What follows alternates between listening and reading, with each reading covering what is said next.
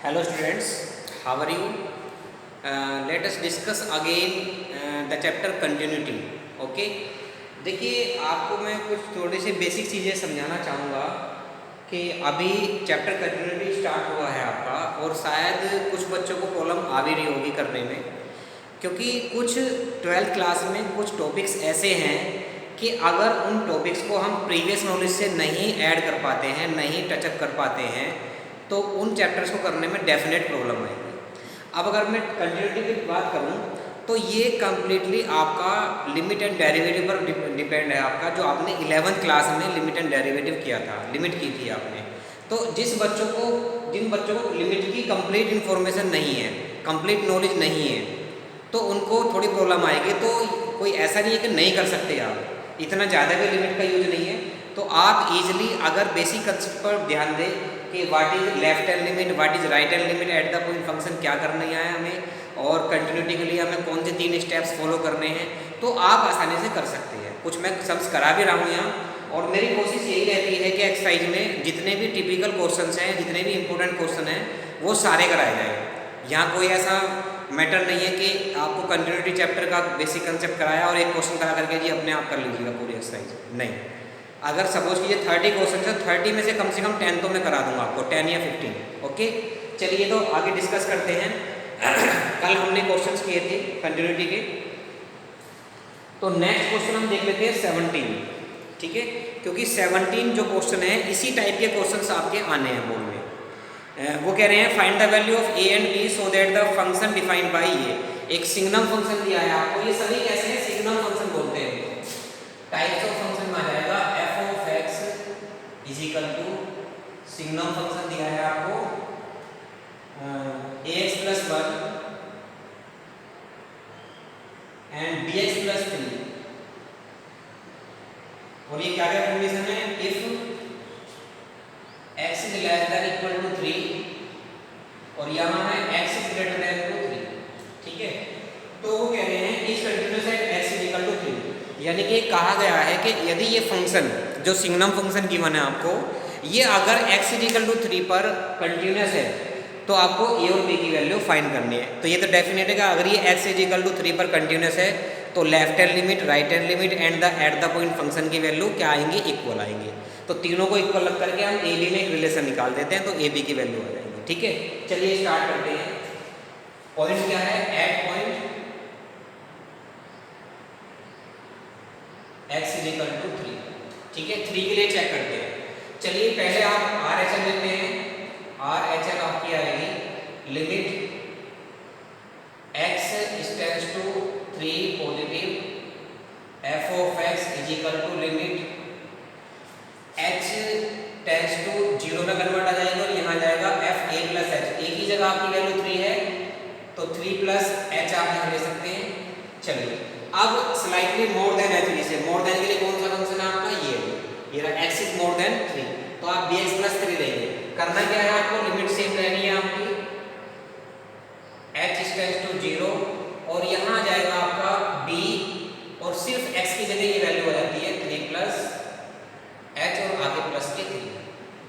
अब करना क्या है, h टेंड्स टू 0 यहाँ पुट कर दीजिए, लिमिट पुट करते हैं तो ऑक्टेट होता है, 0 हो जाएगा तो 3 प्लस 0 3, 3b और प्लस 3, ये आ गया।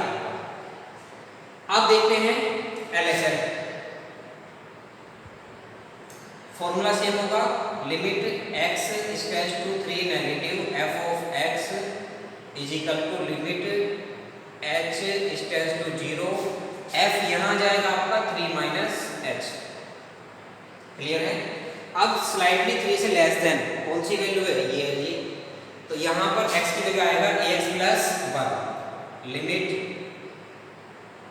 h टेंड्स टू 0, यानी कि a ऐसे आएगा और x की वैल्यू रिप्लेस होगी 3 माइनस h। यहाँ जो भी आता है उसको x की जगह रखो फंक्शन में और प्लस 1 आ जाएगा। ठीक है जी, h टेंड्स टू 0 पुट करेंगे तो आप 0 हो गए, 3 प्लस 1 आएगा। एट द पॉइंट फंक्शन की वैल्यू क्या होगी आपकी, एट द पॉइंट यानी कि f3 की वैल्यू, f3 की वैल्यू ये इक्वल ये वाला है तो यहाँ पर 3a प्लस 1। अब since function is continuous at x is equal to 1, x is equal to 3, यहाँ लिख देते हैं since f is continuous at x is equal to 3, therefore left hand limit equal होगी राइट हैंड लिमिट के, और ये इक्वल होगी f3 at the point function की वैल्यू के। पुट कर देते हैं 3b प्लस 3 इक्वल होगा 3a प्लस 1 के, क्योंकि ये तो दोनों सेम है, तो यहाँ से 3 को तो ट्रांसफर करते हैं 3b प्लस 3 1 इधर ले आते हैं माइनस के 1 इज इक्वल टू 3a, यह आ जाएगा 3b प्लस के 2 इज इक्वल टू 3a, या a इज इक्वल टू आ जाएगा 3b प्लस 2 अपॉन 3, या a इज इक्वल टू 3 से 3 कैंसिल b प्लस 2/3, यही वैल्यू होंगी। यहाँ लिख देंगे for all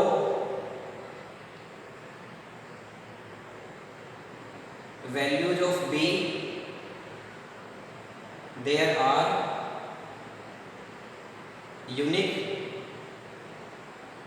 values of a। आप b की कोई भी रियल वैल्यू पुट करें तो a की वैल्यू पुट हो जाएगी, यानी कि एक तरह से रिलेशन आ गया है a और b का। क्लियर है? तो a और b की वैल्यू एग्जैक्ट नहीं आई है। अब हम यहाँ 0 पुट करें तो a की वैल्यू 2/3 ऑपरेट होगी, 1 पुट करें तो a की वैल्यू 5/3 फाइंड हो जाएगी। तो ऐसे ही b की रेस्पेक्टिव वैल्यूज के लिए a की करस्पॉन्डिंग वैल्यूज फाइंड हो जाएंगे। ठीक है, तो यही आपका फाइनल आंसर है। तो करने का मेथड ये है आपका। ठीक है जी, चलिए इसके बाद 18 है, ये 17 था, 17 के आपका 18 होगा, उसमें लैम्डा की वैल्यू फाइंड करनी है। तो लैम्डा की वैल्यू आप सेल्फ करें, आप कर सकते हैं, वो आसान है, इससे भी आसान है। चलिए आगे देखते हैं। 18 के आफ्टर 19 क्वेश्चन है। 19 क्वेश्चन के लिए आपको क्या करना है, पहले तो आप एक ग्रेटेस्ट इंटीजर फंक्शन होता है उसको समझ ले क्या होता है। ठीक है, ये फंक्शन आपने पहली बार सुना होगा और शायद इससे पहले कभी सुना भी ना हो और पढ़ा भी ना हो, और अगर पढ़ा होगा तो शायद थोड़ा सा क्लियरिटी कम हो आपको, तो इसलिए मैं इसको पहले समझा देता हूँ ग्रेटेस्ट इंटीजर फंक्शन होता क्या है। जरा देखें,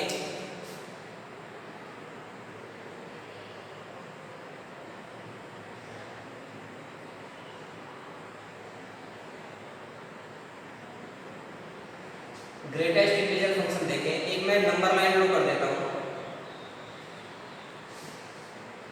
0 1 2 3, इसे बोलते हैं greatest integer function less than और इक्वल टू x। चलिए आप यहाँ पर कोई वैल्यू लेते हैं, ये 1.7, उसके लिए वैल्यू जो होगी इंटीजर होगा वो 1 माना जाएगा। आप यहाँ पर कोई वैल्यू लेते हैं 2.3, उसके लिए जो वैल्यू ली जाएगी वो 2 ली जाएगी, यानी कि इसके नियरेस्ट में जो कम इंटीजर होगा ग्रेटेस्ट इंटीजर वो वैलिड होगा उसके लिए। जैसे अगर मैं कहूँ 2.1, तो 2.1 जो है, देखो इसको ऐसे करते हैं f(x) is equal to box x लिखते हैं इसे, ये बिग ब्रैकेट होता है, इसको बॉक्स x बोलते हैं, बॉक्स x। तो अगर आप यहाँ पर लें f(2.1) तो यह आ जाएगा बॉक्स 2.1 और इसकी एग्जैक्ट वैल्यू आएगी 2। अगर आप यहाँ ले f(1.9) तो यह आ जाएगा 1.9 और इसकी वैल्यू जो आएगी वो आएगी 1 आएगी। ठीक है जी, क्योंकि इससे लेस देन आपको इंटीजर लेना है, 1.9 से लेस देन इंटीजर लेंगे, आगे नहीं लेना आपको, लेस देन लेना। इसलिए इसकी कंडीशन क्या होती है कि मान लीजिए a प्लस h है, h कोई इंक्रीमेंट है, जैसे यहाँ पर 0.1 है, a क्या है 2 है, तो यहाँ जो वैल्यू आएगी वो आएगी a, और अगर यहाँ हुआ a माइनस h तो वैल्यू जो आएगी वो आएगी a माइनस 1। ठीक है, देखो इसको देखो आप, इसे 2 माइनस 0.1 लिख सकते हैं आप, तो 2 माइनस 0.1 आएगा, 2 माइनस 1 यानी कि 1 के इक्वल आ जाएगा। और जो एग्जैक्ट फंक्शन की वैल्यू है, मान लीजिए a है तो वो a ही आएगी। तो ये आपका ग्रेटेस्ट इंटीजर फंक्शन है जिसका यूज इस नेक्स्ट क्वेश्चन में आने वाला है। तो वहाँ पर मैं ये तीनों चीज़ें अप्लाई करूँगा, इन तीनों को आप ज़रा केयरफुली देख लें और वहाँ अप्लाई कैसे होनी है वो भी आप वहाँ नोट कर लीजिएगा। चलिए देखते हैं क्वेश्चन क्या है। वो कह रहे हैं कि कोई ग्रेटेस्ट इंटीजर फंक्शन है, वो किसी भी रियल वैल्यू के लिए, किसी भी इंटीजर के लिए क्या नहीं है, कंटिन्यूअस नहीं है, और फंक्शन दिया है f(x) is equal to F of X is equal to X minus box X. ठीक है जी, एक्स माइनस बॉक्स एक्स। चलिए जी जरा देख लेते हैं, एक बार चेक कर लेते हैं यही है क्वेश्चन क्या। हाँ जी यही कहा है, so that function defined by G X is equal to X minus box X is discontinuous at all integral point. ठीक है जी, डिसकंटिन्यूअस है यानी कंटिन्यूअस नहीं है, ये जी एक्स दिया है सॉरी आपको, तो इसको जी एक्स ले लेते हैं, इससे कोई फर्क नहीं पड़ने वाला वैसे। तो पहले मैं क्या करता हूँ, यहाँ पर वैल्यू दे देता हूँ, let C be any integer. C कोई भी इंटीजर ले लेते हैं, सी ले सकते हैं आप, ए भी ले सकते हैं, जैसे मैंने अभी ए लिया था। चलिए, देयरफॉर बॉक्स सी की वैल्यू कितनी होगी, सी हो जाएगी, and box C plus H की वैल्यू कितनी हो जाएगी, वो भी सी हो जाएगी, और बॉक्स सी माइनस एच की वैल्यू जो होगी वो हो जाएगी सी माइनस के 1। ठीक है जी, अब जरा देखें, आप at the point function at x is equal to c पर चेक करते हैं इसको, तो एफ सी की वैल्यू फाइंड करते हैं हम। एफ सी की वैल्यू आएगी सी माइनस के बॉक्स सी, सी माइनस बॉक्स सी की वैल्यू हमारी यदि सी आएगी तो ये कितना आ जाएगा, 0 आ जाएगा। क्लियर है ये सभी को। अब देखें आगे, अब आप करते हैं राइट हैंड लिमिट और left hand limit. Right hand limit check करें, आर एच एल क्या होगी, limit x tends to c positive f of x is equal to limit h tends to 0 f c plus h आ जाएगा। ठीक है जी, क्योंकि c है ना, तो according to formula c plus h हो जाएगा। अब जरा देखें, लिमिट h टेंड्स टू 0, जहां पर x है वहां c प्लस h रखना है, ये रहा जी x, c plus H bracket और माइनस के बॉक्स c प्लस एच। अब पहले आप बॉक्स को एक्सपेंड कर लें, उसके बाद में h की वैल्यू रखें, limit h tends to 0 c plus H आपका ऐसे ही आएगा, और माइनस c प्लस एच की वैल्यू देखो क्या है, c है। ठीक है, c से c कैंसिल हो गया, h की वैल्यू 0 पुट करोगे तो 0 आ। ठीक है जी, ये भी 0 आ रहा है, ये भी 0 आ रहा है। क्लियर है, बहुत अच्छी बात है।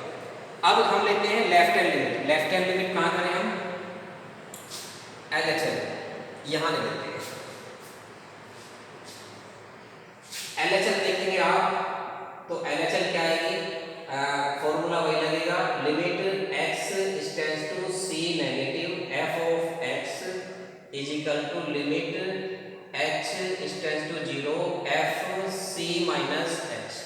क्लियर, वहां पुट कर देते हैं लिमिट h टेंड्स टू 0, जहां पे x है वहां c माइनस h आ जाएगा, तो यहाँ आएगा c minus h bracket minus box c minus h, तो ये आ जाएगा limit h tends to 0 c minus h minus bracket c minus h की वैल्यू देखिए क्या है, ये भी c माइनस 1, तो यहाँ आ जाएगा c माइनस 1। एक्सपेंड करते हैं इसको, यानी कि ब्रैकेट ओपन करते हैं, h टेंड्स टू 0 आएगा c माइनस h माइनस के c प्लस के 1, c से c cancel, h tends to 0 put किया तो प्लस के 1 आ गया। अब देखो जरा, left hand limit is not equal to right hand limit, therefore f is discontinuous at all integral points. ठीक है जी, यही प्रूफ करना था आपको। क्लियर है, तो ये इंपॉर्टेंट क्वेश्चन भी है, आ जाते हैं ऐसे क्वेश्चन, तो मैंने पूरा आपको डिटेल में समझाया है, यहाँ पर तो कंफ्यूजन ना हो वैल्यू पुट करने में, इसलिए मैंने पहले ही वैल्यूज आपके सामने रख दी है ग्रेटेस्ट इंटीजर फंक्शन की। क्लियर है, तो चलिए नेक्स्ट क्वेश्चन देख लेते हैं। ये 18 क्वेश्चन था, नोट कर लीजिएगा। आगे देखते हैं।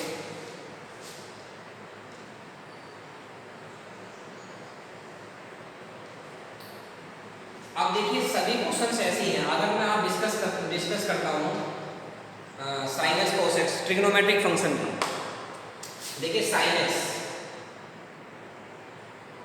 ये कंटिन्यूअस होता है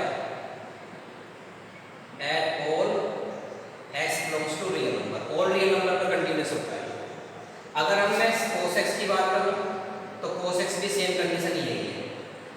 अगर मैं sec x की बात करूं तो ये 2n+1 π/2 पर डिसकंटिन्यूस होता है ऑल वैल्यूज पर, यानी कि π/2 पर। उसके बाद में आपका आ जाएगा ये आएगा 1 पुट करोगे यहाँ 0 पुट करेंगे तो π/2, 1 पुट करोगे तो 7 π/2, फिर ऐसे ही आपका 9 π/2 आ जाएगा, बढ़ते चले जाएंगे और ऊपर।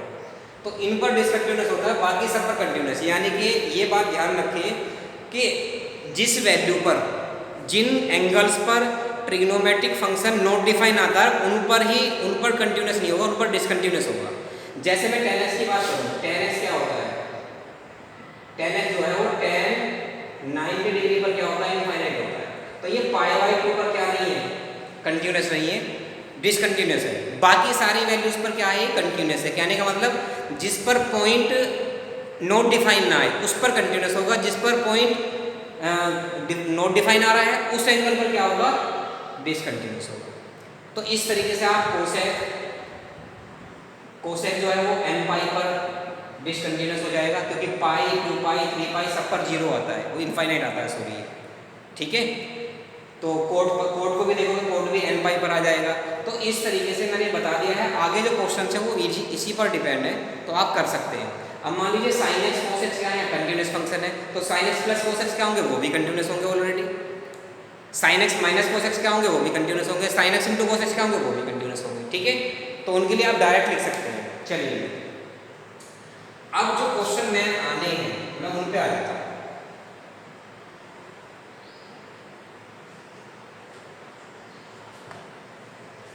आप ये क्वेश्चन देख लें बीच में जो भी दिए हैं, और आई थिंक प्रॉब्लम नहीं आनी चाहिए। 22 ये मैंने बता दिया आपको, 23 दिया है आपको, find all points of discontinuity of F where sine X upon X if X is, ये कर लोगे आप सेम वैसे ही है, कोई दिक्कत नहीं है, ठीक है जी। फिर 24 दिया है, 25 दिया है, ये सब वही है डिसकंटिन्यूटी और कंटिन्यूटी चेक करने वाले। 26 पे आ जाता हूँ जी मैं, ये है क्वेश्चन आपको 26, 27, 28, 29, 30, 31 ये सारे क्वेश्चंस अच्छी तरीके से करने हैं, ठीक है जी। देखिए पहले हम 26 देखते हैं। इसमें से 2 क्वेश्चन मैं करा रहा हूँ आपको। सिंगल फंक्शन दिया है f of x is equal to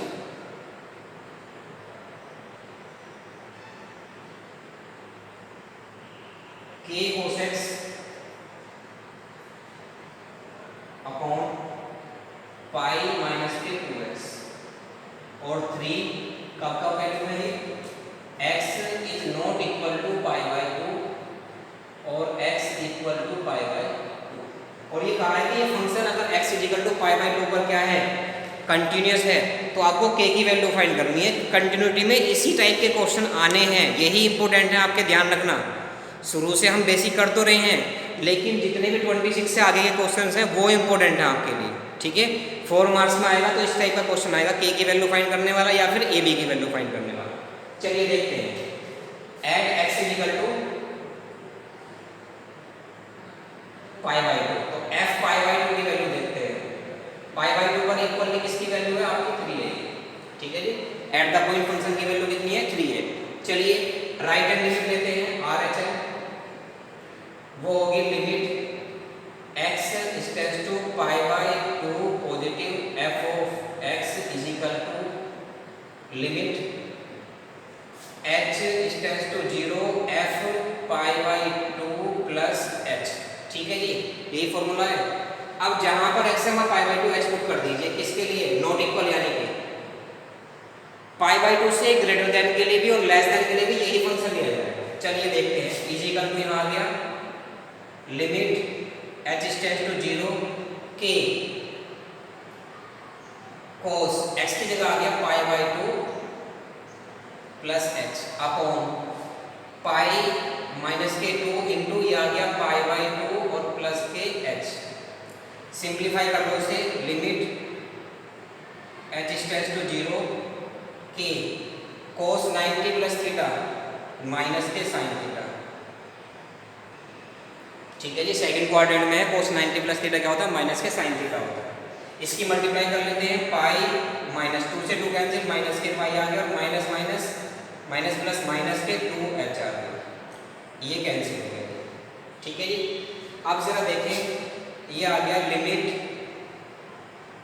h tends to 0 minus के k sine h upon minus के 2h, माइनस से माइनस कैंसिल, k/2 बाहर आ गया, साइन h अपॉन h क्या होता है, 1 होता है, 11th क्लास में प्रॉपर्टी थी। तो ये आ गया आपका k/2 इंटू 1, तो ये आ गया k/2।